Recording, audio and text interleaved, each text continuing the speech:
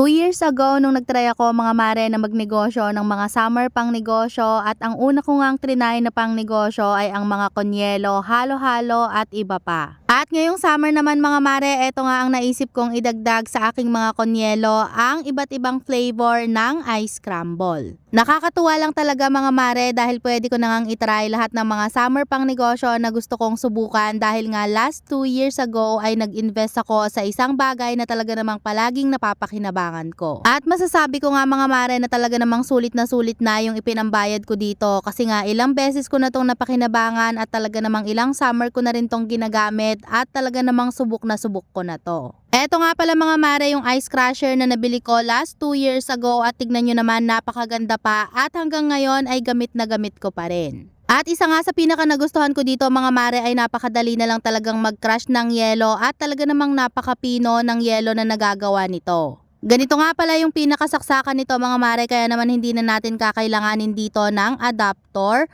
at single blade lang itong kinuha ko mga mare pero talaga namang napakapino na ng kanyang yelo. Metal na nga rin pala mga mare itong lagayan ng yelo pati na nga rin yung pinaka push o yung pinaka handle niya na nagpupush dun sa yelo para makrush ay metal na din. At meron na din pala yung turn on and off button dyan sa may bandang gilid, yan nga yung kulay red. Kaya naman nakakatuwa talaga mga mare na kahit na anong summer pang negosyo na gusto kong subukan ay nasusubukan ko na lalo na yung mga ginagamitan nitong ating ice crusher tulad na lang ng halo-halo, mais konyelo at iba pa. Hindi na kasi talaga hassle ang pag-crush ng yelo mga mare kasi napakabilis na lang mag-crush ng yelo gamit itong ating ice crusher. Kaya naman kung gusto nyo rin magnegosyo ngayong summer, eto talaga yung marerecommend ko na napakagandang investment. Tulad ko nga mga mare na nung nag-uumpisa pa lang ako ay talaga namang nag-invest ako sa ice crusher at nung una nga ay halo-halo lang muna yung binibenta ko hanggang sa nakapagdagdag na nga ako ng mais konyelo at saging konyelo. Kaya naman ikaw mare kung hanggang ngayon ay nag-iisip ka pa rin at nagbabalak ka pa rin hanggang ngayon, nako mare umpisahan mo na yan habang summer at napakainit pa talaga ng panahon. O siya mare kung balak mo din magnegosyo ng mga summer pang negosyo katulad na nga lang nitong ating iba't ibang flavors ng ice crumble o kaya mga halo-halo at mga konyelo, ilalagay ko na lang yung link nito sa comment section o kaya naman i-click mo na lang yung basket dyan sa baba.